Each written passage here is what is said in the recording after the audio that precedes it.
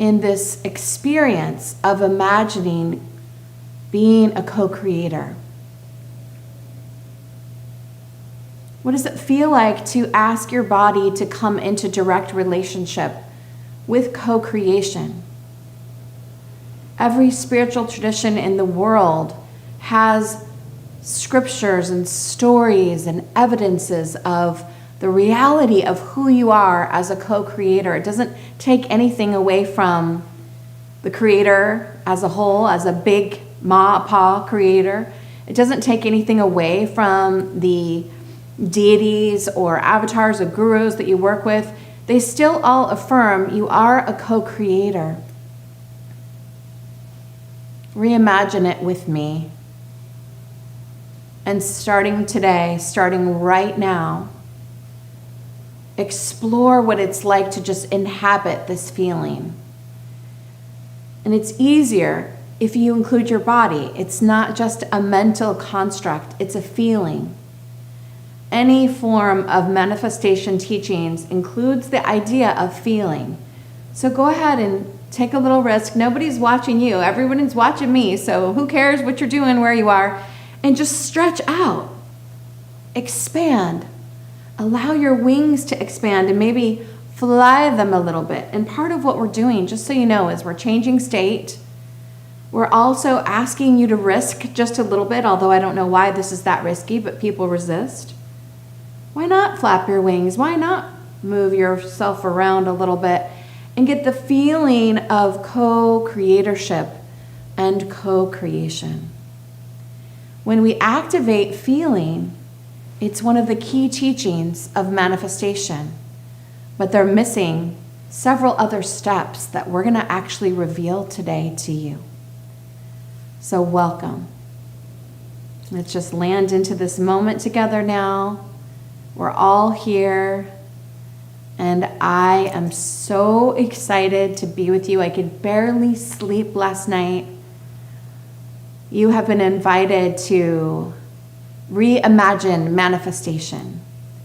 You have been invited to a class which is more like a ritual or an experience in bringing a vision to life.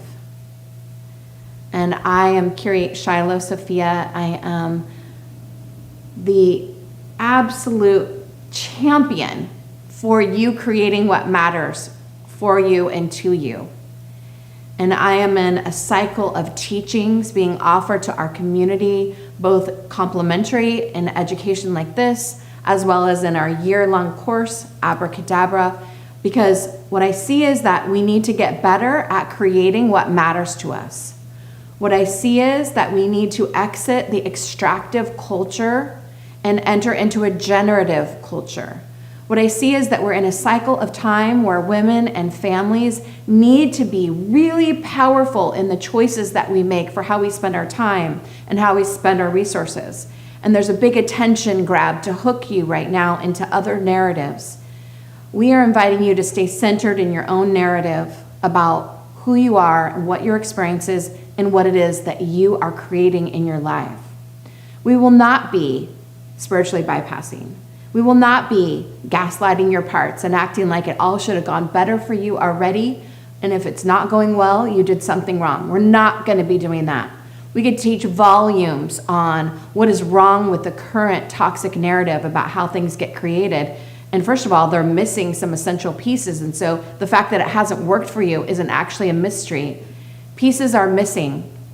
And I'm going to make a bold claim that here at Musea, we have one of the missing pieces, and we've been cultivating it. I've been cultivating it for 30 years since my teacher passed it to me, and then from the 1930s when her teacher passed it to you, and I'm going to actually pass it to you today. And then those of you who choose are going to study it with us throughout the rest of the year.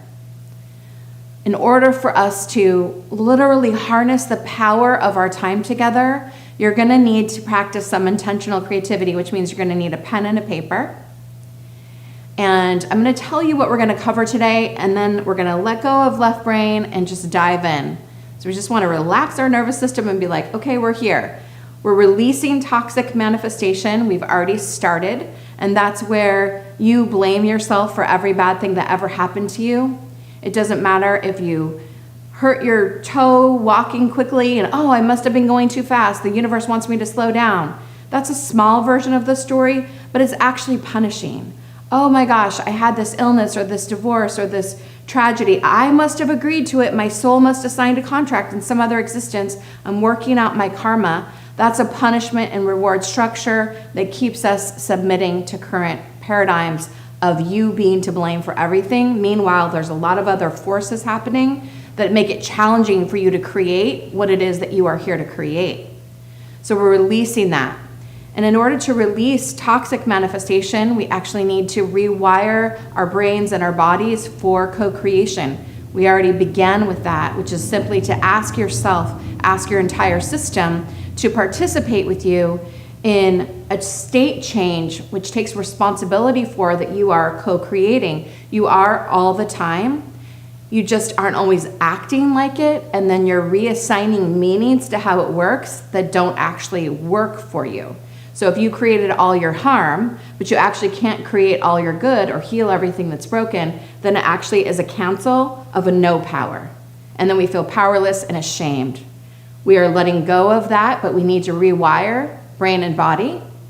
We are moving into resistance of the gaslighting programming so that you're aware the next time you get sold to from a pain point, which is happening a lot right now, your suffering is being sold to, and you're going to begin resisting that at a new level right now. I'll never forget my mom, Karen McLeod, who signed up for all these mailing lists in our community, and she's like, honey, I just don't understand why your friend wrote to me and said, Karen, are you tired and depressed and in need of a solution? She's like, that is so insulting of my identity. Who are they to assume I'm tired, depressed? Like, when did that become acceptable to speak to me that way? I signed up on this list to learn about this person's gifts, and I remember sitting with her and we talked about that pain point and how it isn't necessary to sell to pain for intelligent, conscious people. We're not going to go for it, but we need to do some reprogramming because we are in pain and we get sucked in on pain and the solutions that are going to happen with these things if you'll just do that. I will not be doing that with you. I will not be inviting you into pain in order to point to possibility. So we're letting go of that programming. It actually doesn't take that long because as soon as you're onto it, and you've started to already be onto it with the way that you're being sold to right now. And then you are going to enter a space of creating something that matters to you. We want to create an actual breakthrough today. The conditions for the breakthrough that we're going to be working with is you're going to pick one vision that you're going to work with starting right now for our time together. And what I would like is for it to be something achievable in this 1 hour. So that rules out some things, right? You may not be able to do a long version change. We are looking for something that you are ready and willing to adjust now that's actually possible. So what are some examples of things you could choose? You probably already know, it's why you signed up, but you could choose something that you've been having a really hard time making a decision around, that you just feel confused, and you could move from confusion to curiosity. You could look at a relationship that you haven't been able to repair, and we could create a solution while we're together so that you could actually repair that. And I want to say that we can even repair with people who are no longer on the planet in an embodied form. You're going to choose a situation where you're going to reorient yourself. Maybe you've been feeling ashamed of an illness or a financial situation or something that you haven't been able to figure out how to solve, and we could shift that orientation to the shame simply by what we're doing here, which is to say you are not actually responsible for every bad thing that happened to you. I'm going to tell you why. So those are the kinds of things. So things that can shift in an hour are generally things that you've already been working with, that you could see an achievable result with in this time frame. And then you're going to be watching for synchronicities over the next 7 days. You're actually going to be watching for alignment and how the universe may respond to you with the answer or the symbol in some form. I'm really excited today to have two new staff members on the team here. Fred and Anita. And they're part of a manifestation story because we were needing to call in some new team members and I wanted them to be local. And when they came in, they brought a gift with them. And the gift is this amazing rosary that they brought to me as a gift. And it's from Near Lords, which is one of the Madonnas that I love. When they brought this to me, it's the evidence of the synchronicity of the request coming true.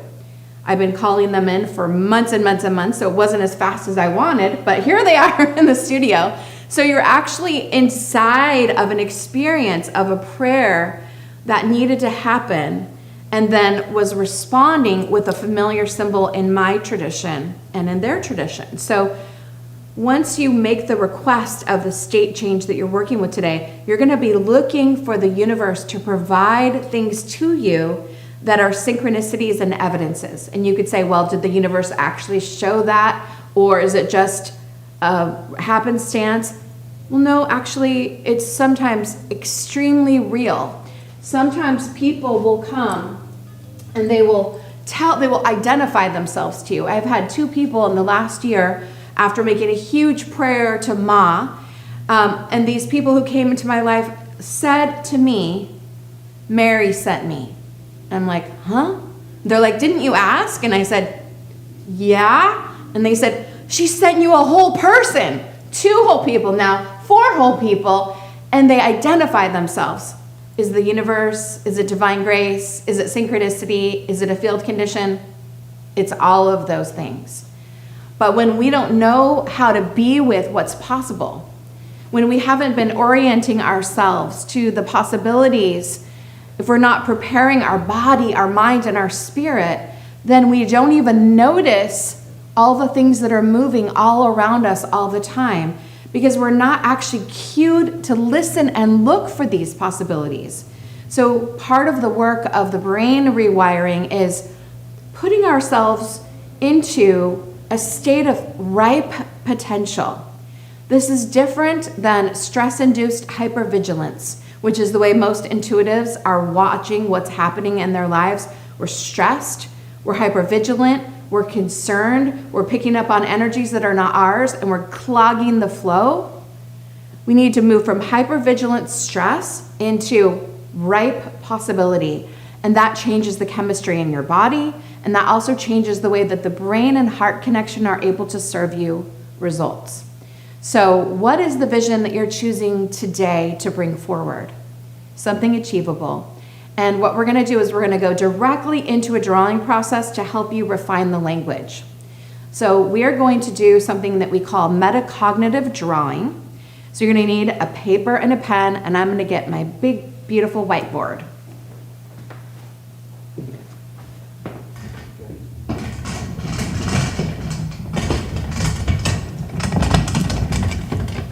Something already on there. Yeah, I just did a class the other day and I illustrated this drawing, which was my breakthrough drawing in my 20s of my relationship with Ma. So there she is again. Okay, so what does metacognition mean?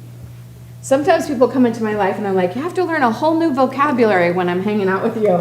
And what I'll say about that is, it's okay to not understand some of the things I'm talking about because what's happening is your brain is stretching for the answer, which actually your brain loves to move into the future. And when you don't fully understand all the concepts, you're reaching. So metacognition, what do you think it means? And just see if you can get an answer for yourself. Meta and cognition. And just you notice what comes up because we're here to teach critical thinking and stretch into concepts. Metacognition in general means thinking about thinking. Metacognition, thinking about thinking. And it's like really easy examples are writing a book about writing a book, making a movie about making a movie, right? There's a way that this meta is about the about as the about.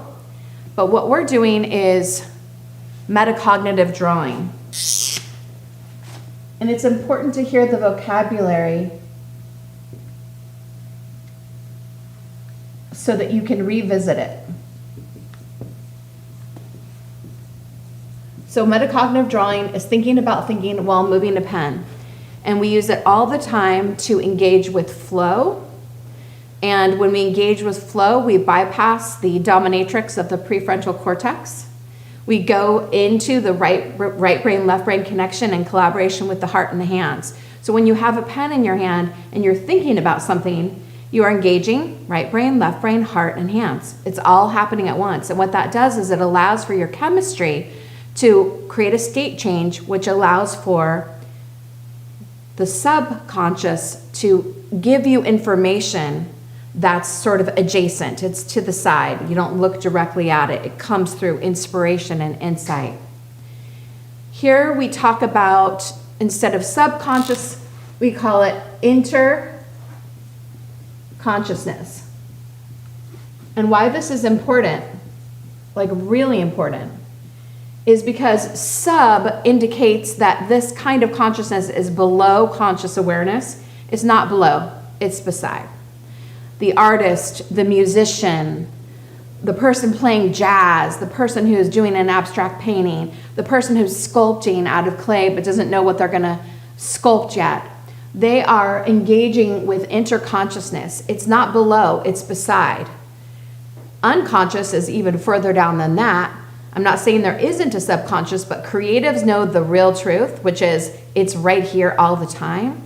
And so when you engage with process like what we do here at Musea, you go into interconsciousness, and the visual, which can be really sweet to consider. Let me just do a little illustration of it. This is a little being. Imagine that interconsciousness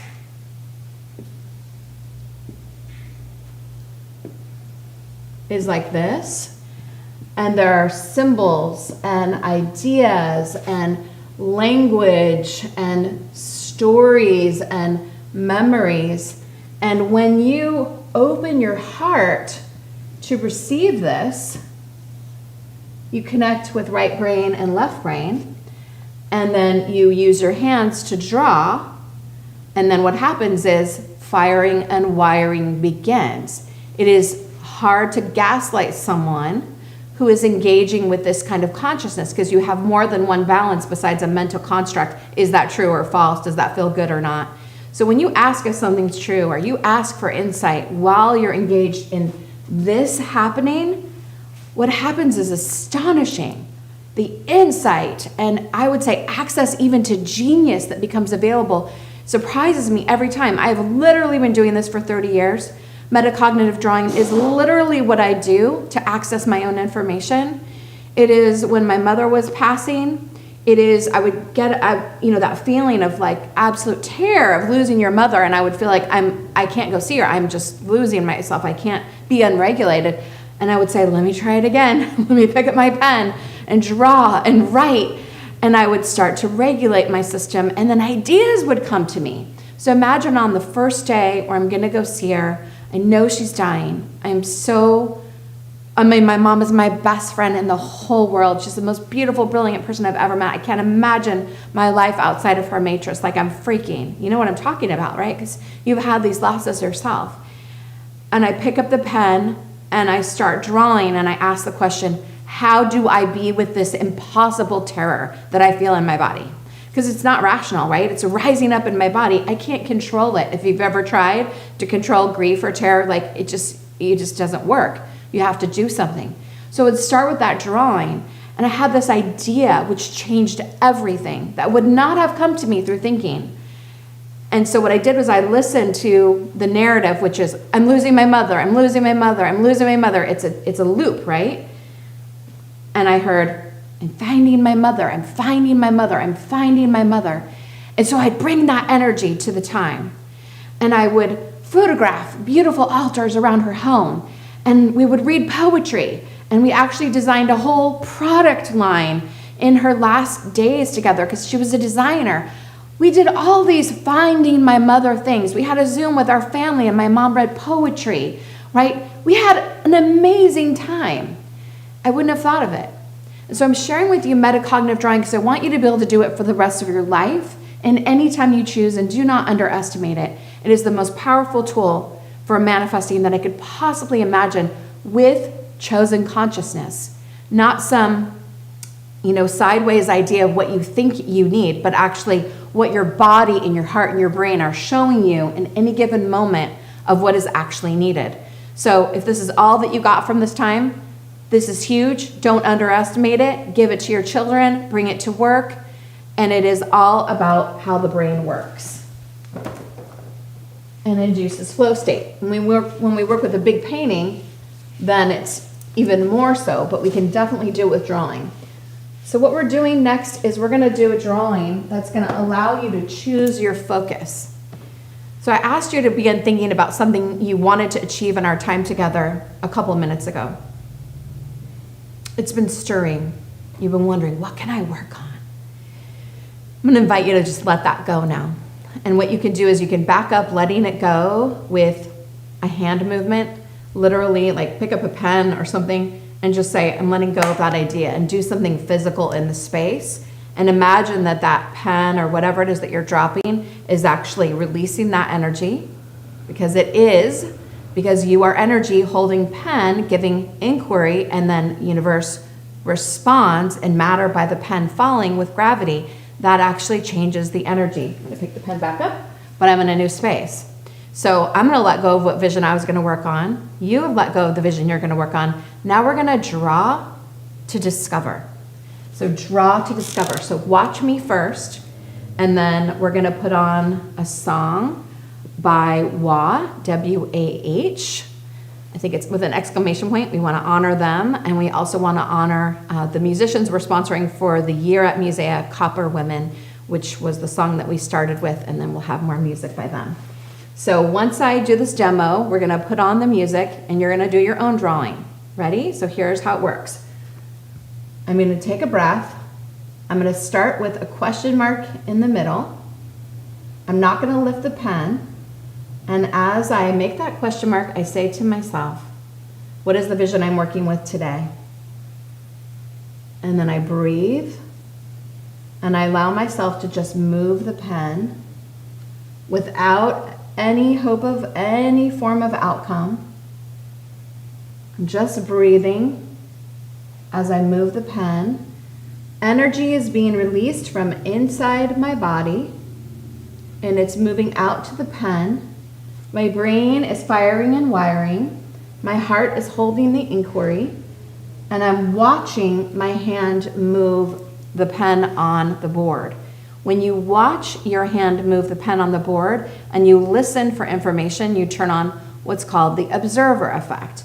And the observer effect is something that they've been studying in the universe for quite some time, which is that you can never see what something is doing when you look at it because it changes what it's doing. That's true at the level of the electron. Like, you can never see what an electron is doing. As soon as you look at it, it does something else.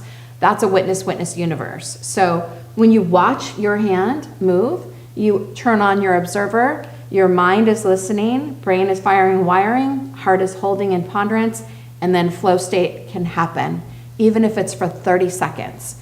And at the end of our time, when the music stops, you're going to ask yourself a question: what is it that I'm working with today? And that's it. Ready? Okay. Let's begin with the music, and you begin to draw, slowly watching the pen. I've decided to be glad. I've decided to be grateful for all I ever had. I've decided to let go of all this pain tonight. I've decided to let go of all these demons inside. I know I am blessed. I know all I ever wanted was this. I know I don't need more. I've got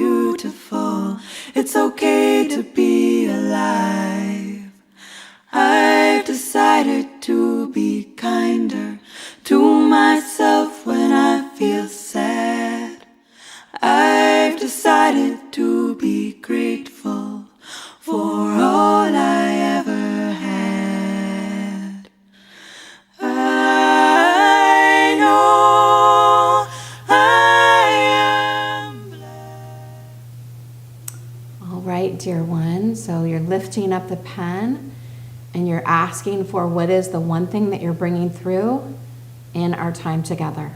One thing. And just write it down. Try not to control what you write and just see what shows up.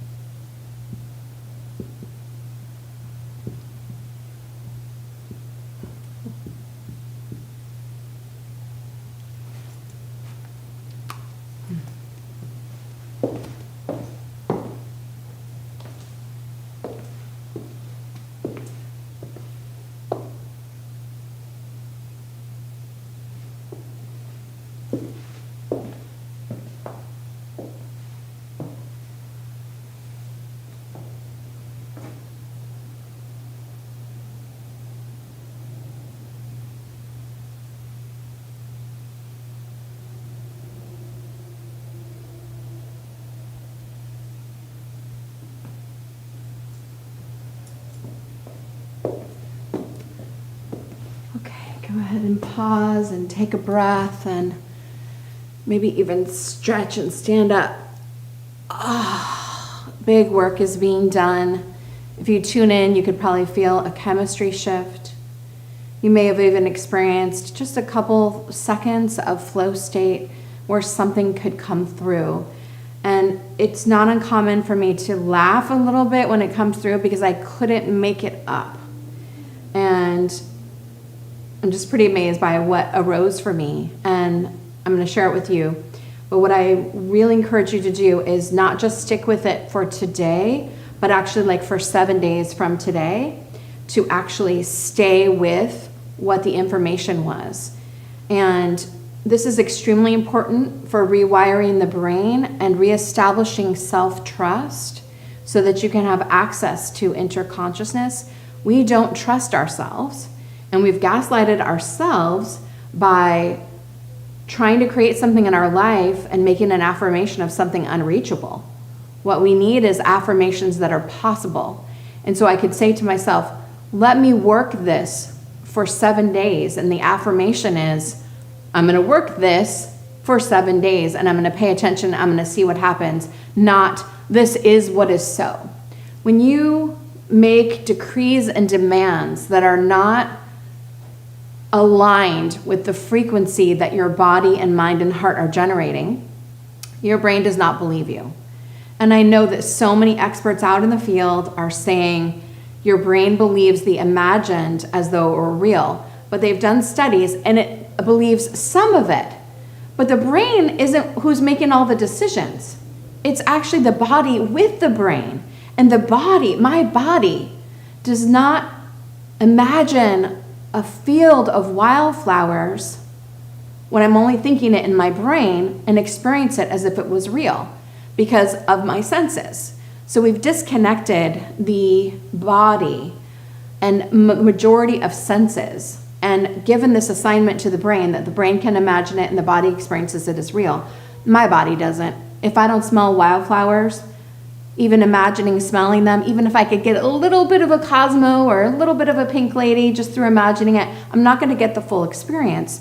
So when we make a leap from where our current condition is, our current challenge, into it's already done, we break trust with ourselves. We need to take time to reestablish trust because the number of times you affirmed something that you really needed and it didn't happen is in the tens of thousands.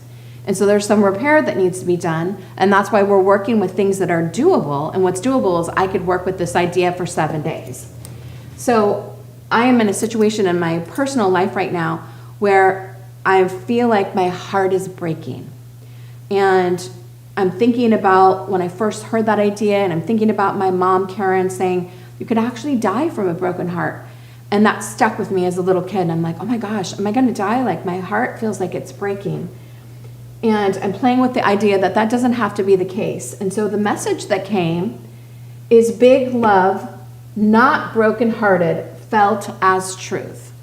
big love, not brokenhearted, felt as truth. Now, I did not make that up. That came from my interconsciousness. And now I can work that. I can really work that. And as soon as I wrote it, I laughed a little bit and I was like, okay. And then this is what I'm working. That's a state change. So I move from, am I going to have my heart broken, and the physical feeling of that, to big love, not broken, felt as truth.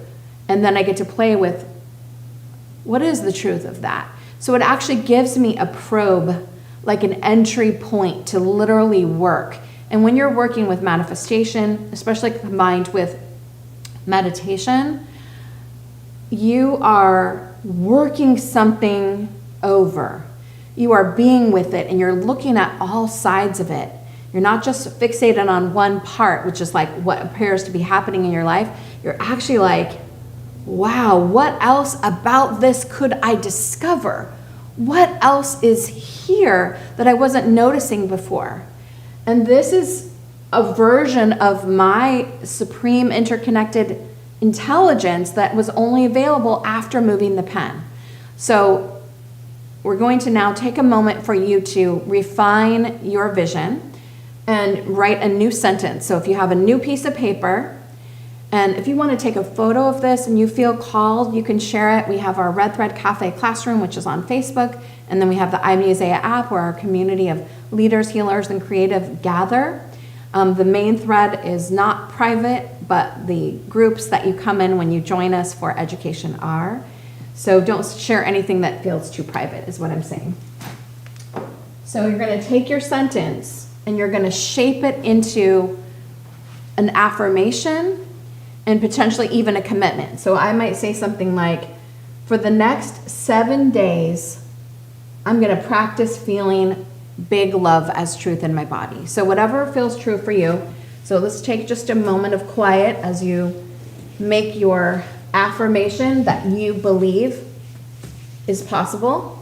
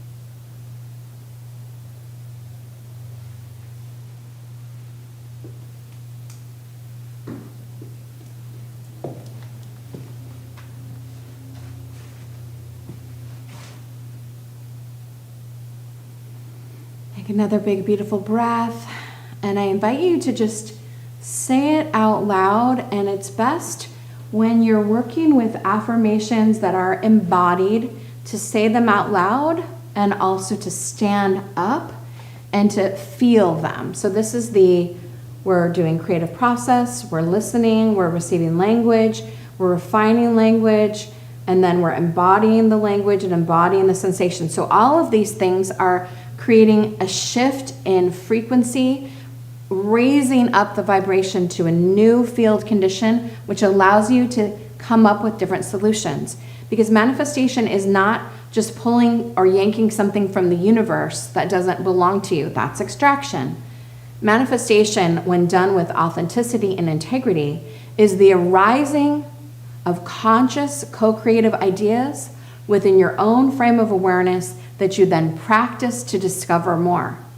That is not extractive. That's you working on your critical thinking, working on what your body wants to reveal to you. And what we say around here is what's ready to be revealed.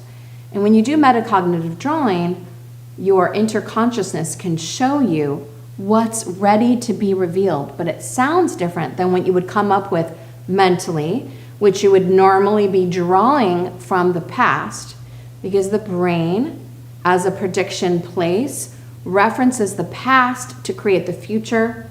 It's trying to protect you, but that's one of the reasons why you keep creating things in the future that are in the past, because you keep looking through that same framework. You need to have a new framework that you're seeing through so that the lenses of the past experience inform you, but do not prevent you from clearly seeing something fresh, something emergent, something that has right brain and left brain and heart and hands all included with it. So if you're going to embody the phrase, so I may stand and extend my arms. I often rock back on my feet just to call in the physical body, kind of rocking my hips a little bit and breathing. And then I will say, for 7 days, I will engage with big love as my truth. And again, for 7 days, I will engage with big love as my truth. For 7 days, I will engage with big love as my truth. And then I just notice how I feel in my body, and I notice where in my body I feel it. I feel it in my throat, I feel it in my hands, I feel it in my vulva, and the back of my knees. So I'm just like, where am I feeling it? Where's the chemistry moving? And I embody this potential.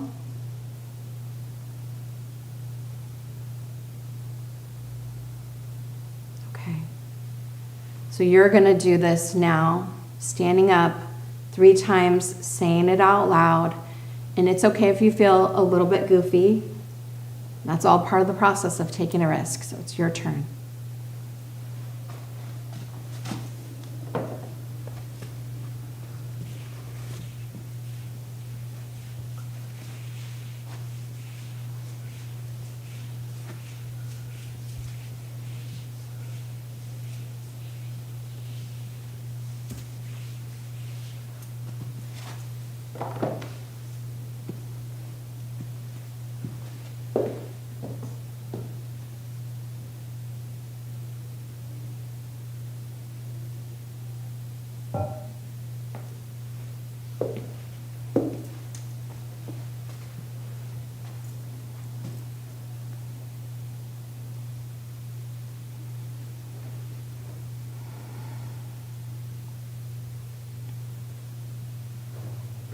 Thank you. I love it when we do that process, and I feel like I can hear your voices affirming close to 500 people saying what they're creating for themselves that they just invented out of thin air. Now, from that space of having spoken, which is what we do in the culture of creating circles. Once you have spoken in a circle, you say, I have spoken. And sometimes we say our name or our spiritual name. So my spiritual name is Laughing Cloud. It's also my cosmic cowgirl handle. So I say, I am Laughing Cloud. I have spoken. And then sometimes I say, have you heard me? And then the people in the group would say, I have heard you. So what I want to say to you is, even though I didn't hear you like I'm in the room with you, I want to say, I have heard you. And to back up this reality of hearing you. And part of the miracle of this work is actually something that Jonathan McLeod taught me. And he just walked into the room. Jonathan taught me, we were at a Wisdom 2.0 conference, and we were having people write their intentions for the world and put them on this big, beautiful tree. And what he was saying to people, I was listening, and he was saying, you had the thought, You wrote it down, you read it out loud, and now you're looking at it. Had the thought, wrote it down, saw it, right? And then other people are seeing it. So what we're doing is we're multiplying the potential of the field condition of something becoming so. So those are all steps of a manifestation journey, right? Because you're affirming it across all these levels. And part of what the writing, painting, drawing part of manifestation is, if your mind thinks it, your body creates it with your hand, your eyes perceive it, your voice speaks it, your brain perceives it as more so than it was before. So these are all field conditions which are amplifying the potential, which creates a state change in your body and in your brain, which has it be more believable for you and more trust is established. So a huge part of what's missing in the manifestation teachings is how you witness and hear and taste and smell and feel and perceive what you're creating. But it's a lot more than just writing it down. You have to actually say to yourself, I'm reading this and affirming this. I'm seeing this and believing this. I'm sending the signal to my body. And this is intentional creativity, which is to consciously choose to engage with the creative process. That quality of attention and intention shifts things. In studies on DNA, when they wanted to demonstrate that DNA is able to adapt and change even at a small level, they worked with sending love to DNA, and then they worked with sending intentions to DNA, and those did not register a change. Love and intention actually registered the change, right? So that's what we're doing. We're building the field condition to register change so that your eyes, hands, brain, body, entire being have more believability. Like, I am now living in the big love space that came through my interconsciousness. It's just so now, and then I continue to work with it. So now what becomes available when you've embodied this vision that's coming through you is you ask for insight and ideas about how to make that more so. How could I make it more so to bring this vision closer to reality? And for those of us who worked with sort of a consciousness shift, like moving from brokenhearted to big love space, like it's already happened for me. I could move on to something else. I'm already in it. So depending on what you chose, you may have already received something. You may want to just conjure something else new. But what we're doing is we're asking for the practice. So this is also the part that's often missing in some of the manifestation teachings over the past 50 years is, how do you, as the co-creative, actually do something to further the happening? You don't just say it and think it and then let it go. You actually have to do something about it, right? You want to make it more real for yourself. There's like some real physical, tangible potentials that need to come into being in order for it to actually be practiced. So we literally ask for ideas. And so now I'm going to ask you to pick up 2 pens.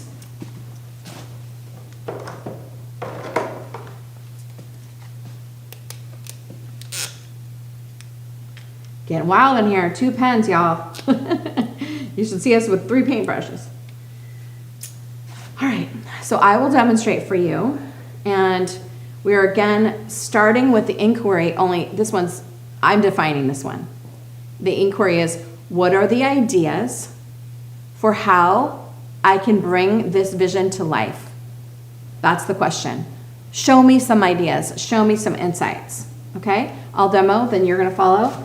I'm going to put the pens down. I'm going to say the message. Show me the insights.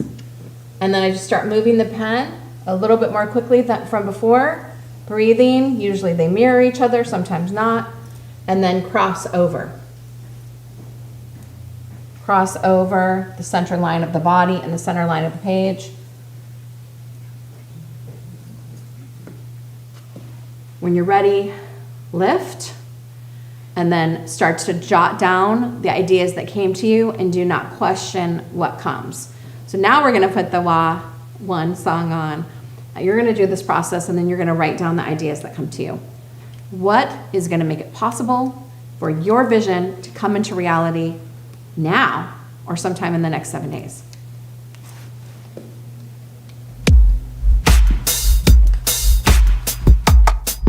If your dreams don't scare you, you're not dreaming big enough. When you open the path, you open yourself. A higher vibration will arise. Listen for the message, look for the signs. Picking up on the higher vibration. Stepping into life for the revelation. Picking up on the higher vibration. Stepping into life for the revelation.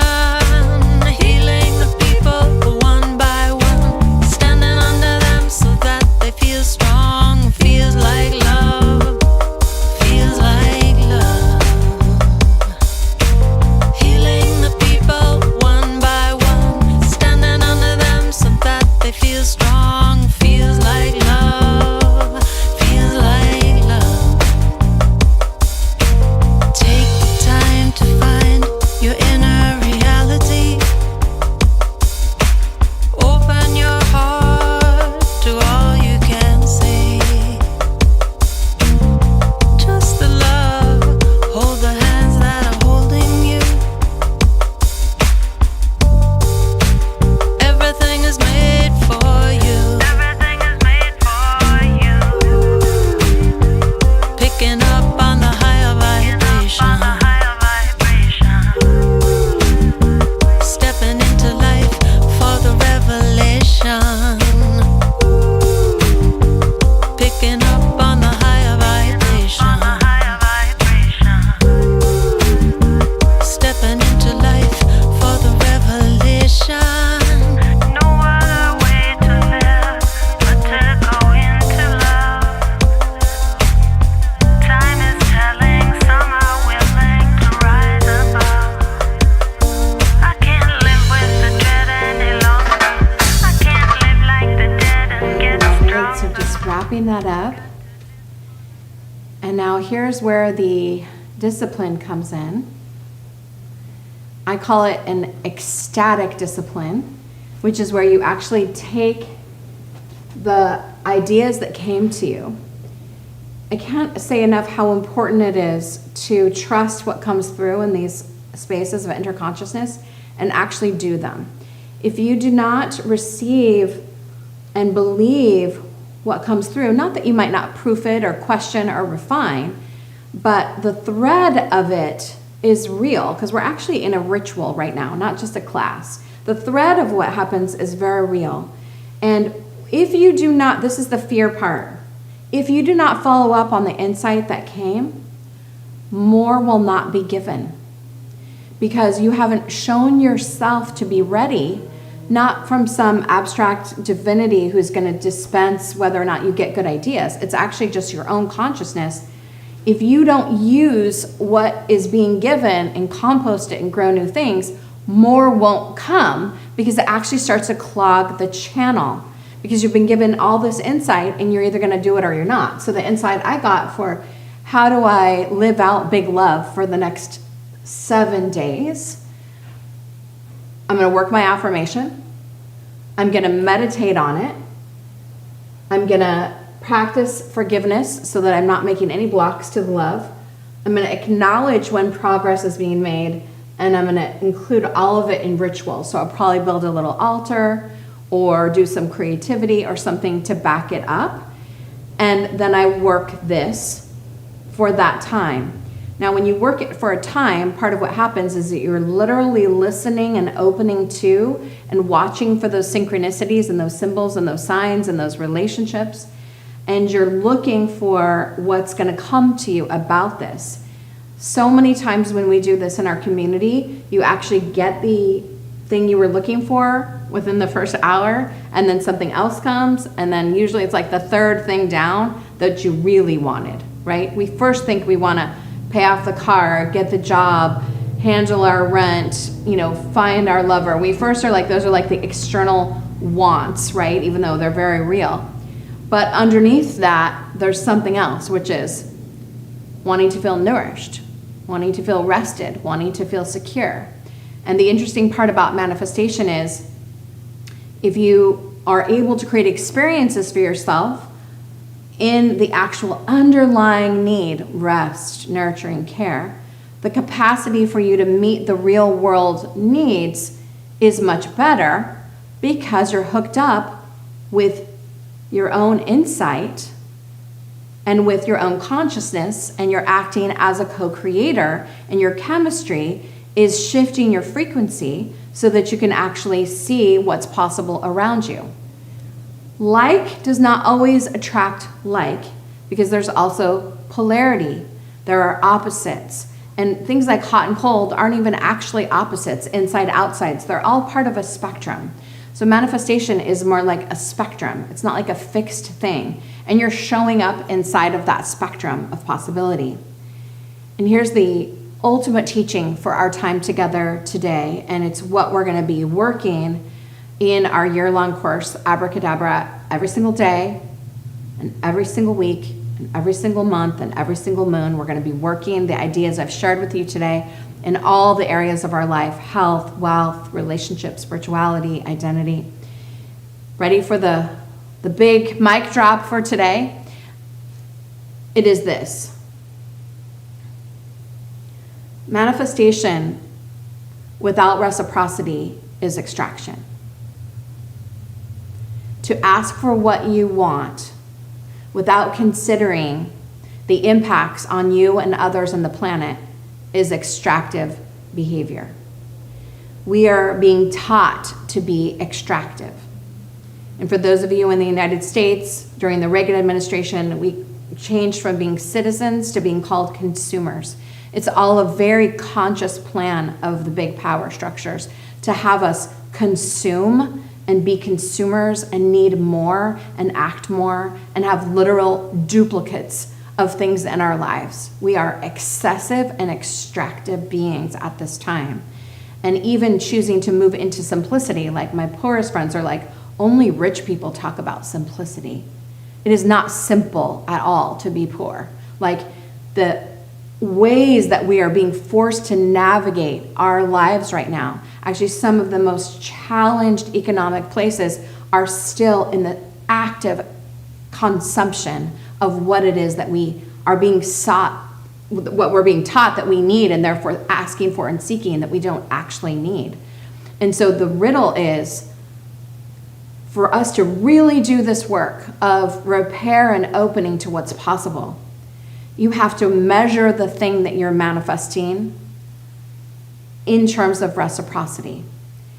And that is not how we've been being taught to get. We're taught to dog eat dog, get up, stand on this, climb this ladder. We're taught to just go and to get and to have. And if you don't do it, someone else is going to take it, so you may as well go. We're taught to compete. We are in a culture where we're actually taught this behavior set, which is toxic for humans and for the planet. But we're not actually taught to think about the reality of reciprocity. I'm not going to bring it to you today from a spiritual framework. I'm going to bring it to you today from an energetic quantum framework. And I'm going to paint that in order for that to be made possible. Thank you, guys.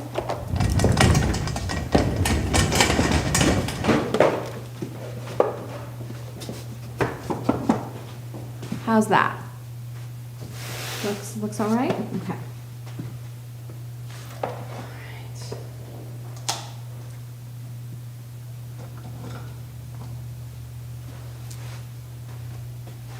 I know I didn't tell you this is a painting class, but those of you who are painters in our community, you can return to your canvas later to amplify these ideas. And those of you joining us for Abracadabra are going to work with a much bigger canvas than this. So I'm going to give this a spray. So don't go grab your canvas. Just watch for the moment.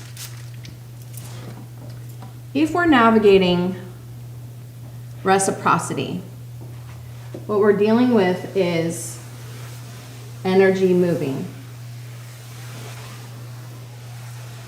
And as I move this brush and I see these colors and I'm asking myself, for the vision I'm asking for,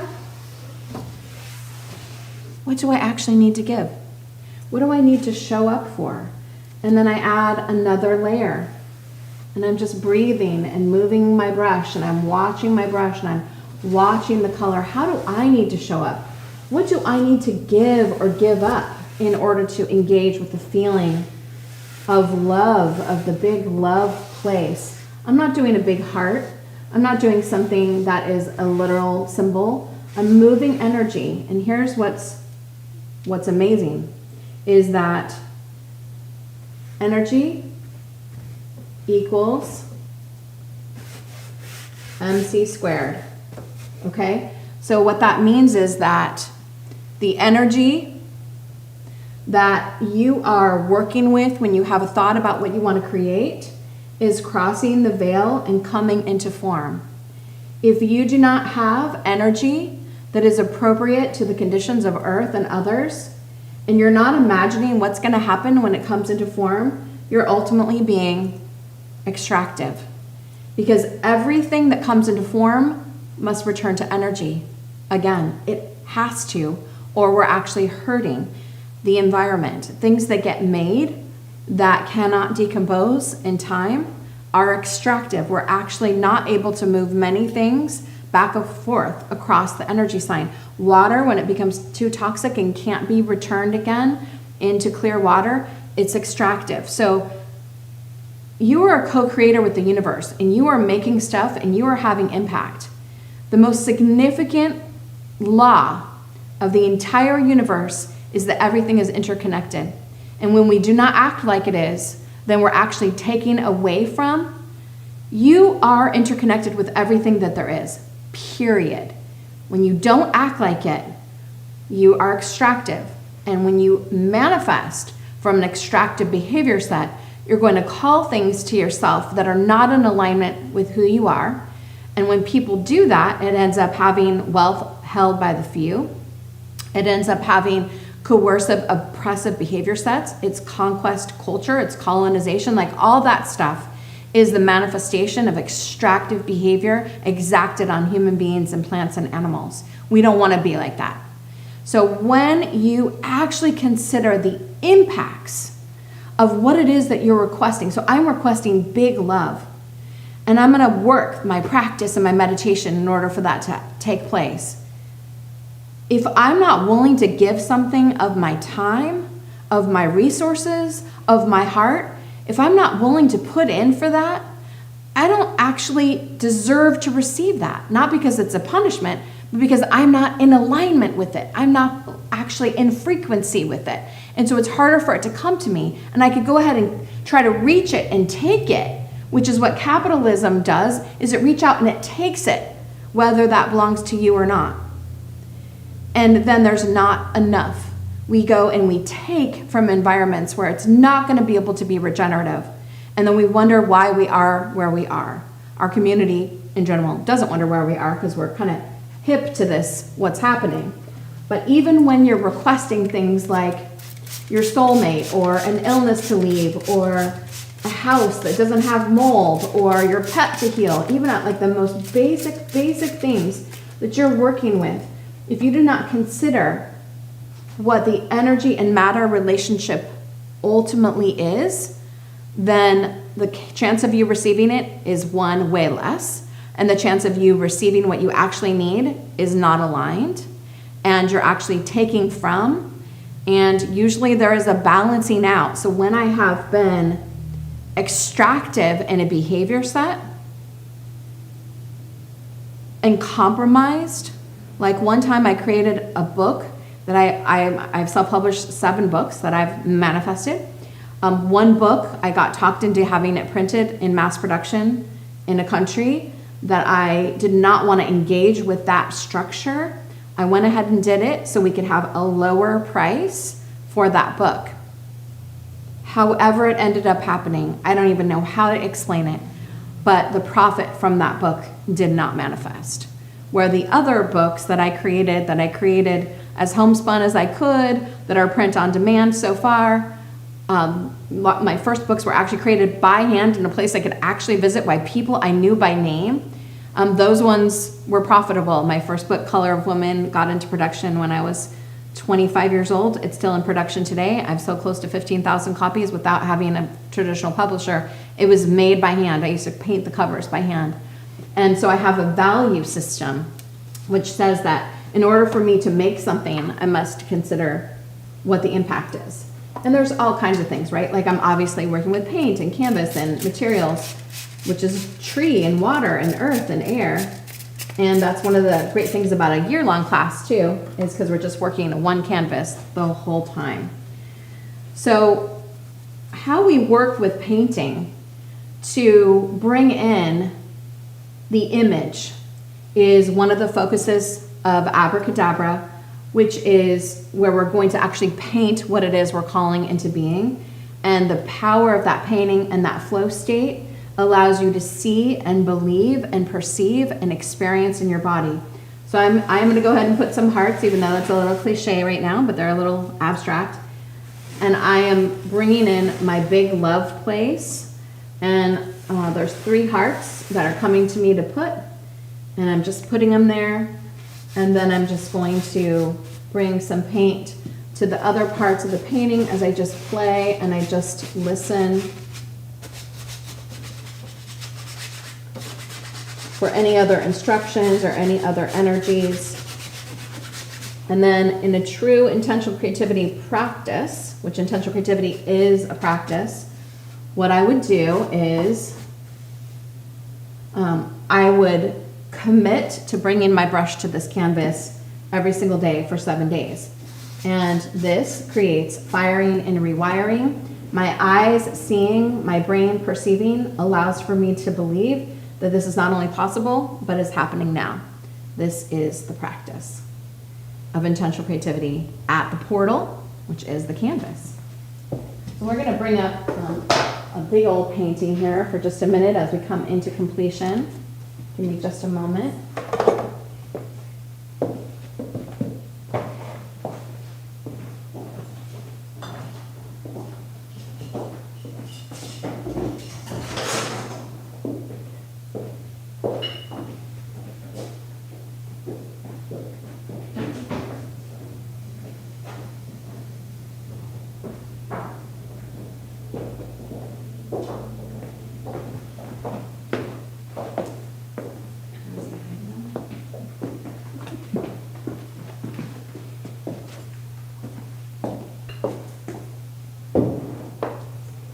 Everybody, this is Brad and Anita. I didn't tell them they were going to be on camera today, but here they are. Here's part of our new local musea team, the Miracle Manifest. They're here, humans who are here. So I wanted you to see an example of a big painting. So this is a painting that I created over 13 moons, just like we're doing in Abracadabra. And this was for a class called Red Madonna. And I was working the challenge I had with matriarchy and patriarchy, with the divine ma and the divine pa. So this is the pa and this is the ma. And then this is the feminine and this is the masculine. And in the middle is the heart and creation. And so I put them into a relationship of co-creation. And as I'm painting them, I'm working out in my consciousness my relationship to that story. So in our year-long classes and in our certifications, we often work on a painting of this magnitude, which I know can feel scary. There are reasons for working really large like this. But as I'm doing it, my consciousness is shifting. And as my consciousness shifts, new ideas come. And so I was sort of in a battle between matriarchy and patriarchy till the end of this painting, and then it resolved itself. I actually came up with a new understanding of my relationship with the divine and how it works and the multifaceted feminine. And I could never have gotten there just through thinking. And I had already tried to get there through prayer. And so it was actually the working of the concept, making it real in a painting, which allowed my heart and brain and hands to rewire the circuitry to make it possible. So I've given you lots of things to work with. that you can play with over this next 7 days. For those of you who are joining us for Abracadabra, this is an introduction. For those of you who haven't joined us yet, you can go to musea.org. It's right there. We would love to welcome you. This class is only for women, and we're going to be working these ideas over and over in all different kinds of ways. And for those of you who are not continuing with us in any way, just know that there's always things that we can do to share with you, because when I'm teaching in a year-long class, I'm sharing the concepts just like in a class like this, Manifestation Reimagined. So the heart of the teaching today is you are a co-creator. You can be accountable to creating impossibility. Engaging with your creativity helps to amplify the potentials of receiving. You are not responsible for all of the harm. You can release some of the shame and blame that you carry that actually clogs the channel. And ultimately, when you are manifesting what you are called to manifest, you are now going to consider reciprocity. It's giving and receiving. It's give and take. It's a natural flow. It's energy equals matter at the speed of light. Matter at the speed of light equals energy. If we do not have that equation clear, then we will not be consistent with the most important law of the universe, which is that every single thing is interconnected. And when humans do not act like that is so, we break things. We extract. We do not consider the consequences. We take more than we need. So I'm really talking about sacred reciprocity, but it's a form of accountability. It's a form of accountability to be a co-creator and to not be someone who's drawing off of creation and is sort of acting like someone who's taking or parasitic in nature. Instead, we're asking, how can we make a contribution? How can we amplify this beautiful relationship? How can we be in relationship with nature? If you are manifesting and you are not considering the way that the nature around you actually works, then what you're essentially doing is saying, I just want the fruit. I don't want to know about the tree. I'm not going to care for the water. I don't even know about the trunk. Just give me the fruit. And we know that that does not work right now.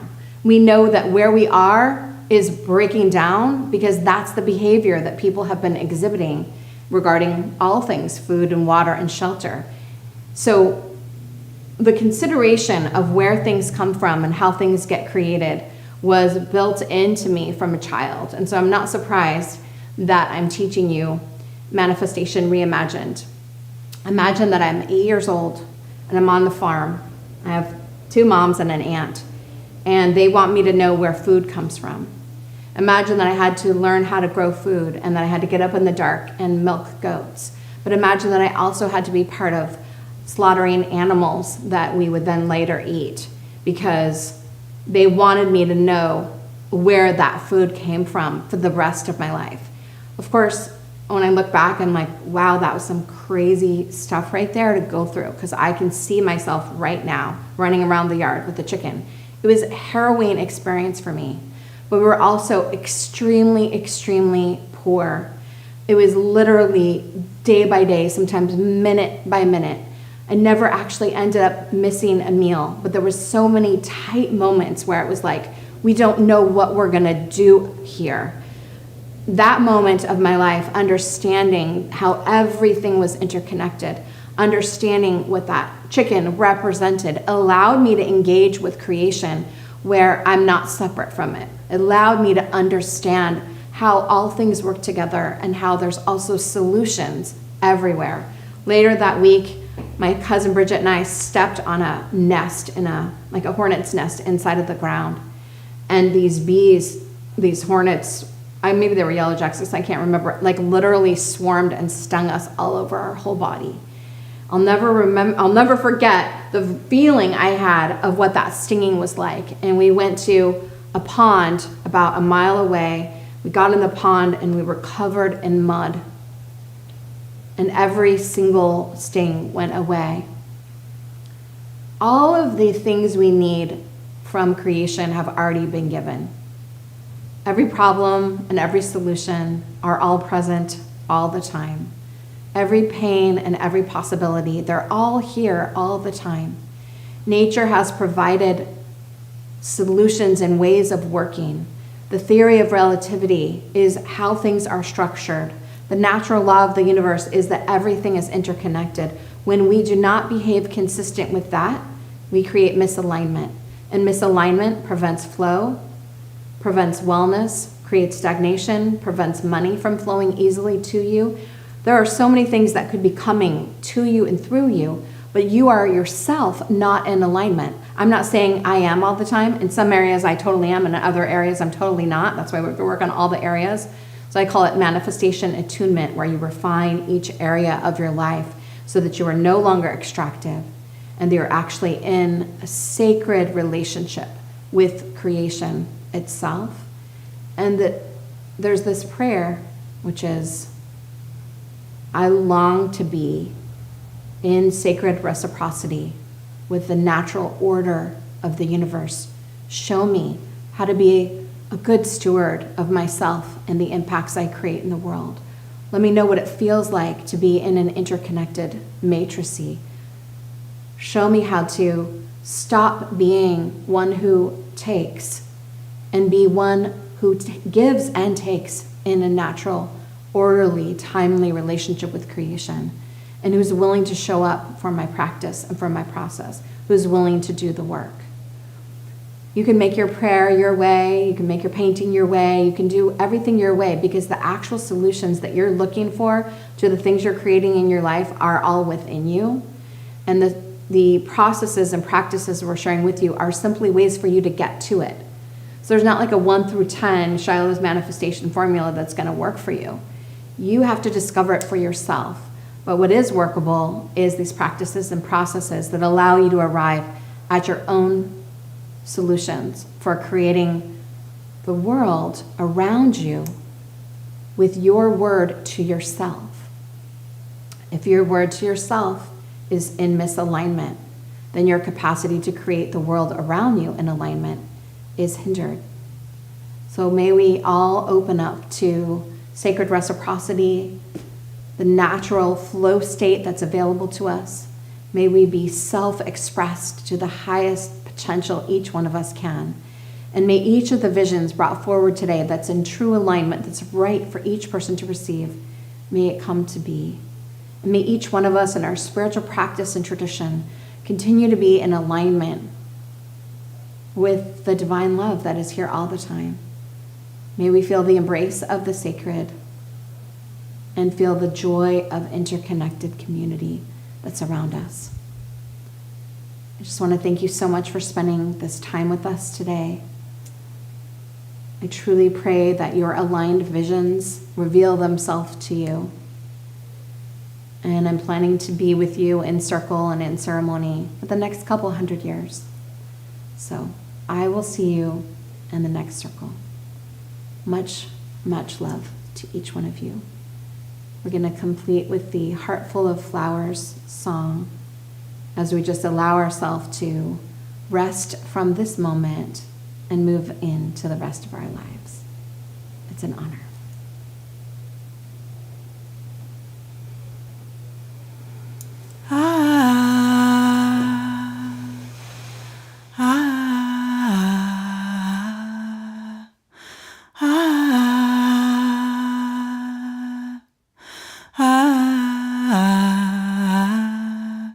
Tonight we light 2,000,000 candles and watch them float down the river's channel. Insignificant, not a single flame, each tiny spark awakening. I will come with my